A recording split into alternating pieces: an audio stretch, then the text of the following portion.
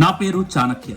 కొంతమందికి ETV writer గా, కొంతమందికి జబర్దస్త్ ఆర్టిస్ట్ గా తెలుసు. చాలా మందికి నేనెవరో తెలీదు, అది వేరే విషయం.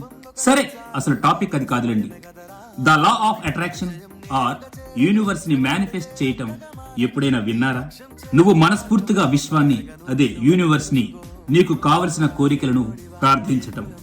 భద్రాచలం ప్రాంతానికి 30 కిలోమీటర్ల దూరంలో ఒక వెనకబడిన ప్రాంతంలో పుట్టిన నేను టీవీలో కనబడటం, ఎన్నోసార్లు జడ్జెస్ పొగడటం, కష్టంతో పాటు యూనివర్స్ సహకారం కూడా ఉంది.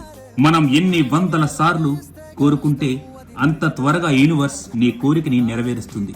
పెద్ద పెద్ద ఆర్టిస్టులని కలవాలని, టీవీలో కనపడాలని.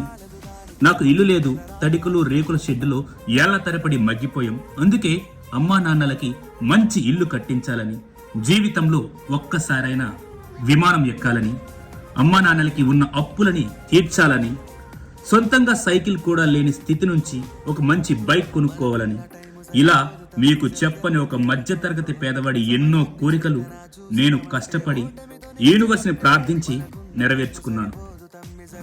మళ్ళీ చెప్తున్నాను, ఇవన్నీ నా జీవితంలో జరిగాయి, అందుకే చెప్తున్నా. మీరు ఏదైనా కోరిక మనస్ఫూర్తిగా, బలంగా, గట్టిగా యూనివర్స్ ని కోరుకుంటే అది ఖచ్చితంగా జరుగుతుంది. Let's rise up my friends, do the manifestation and get the success.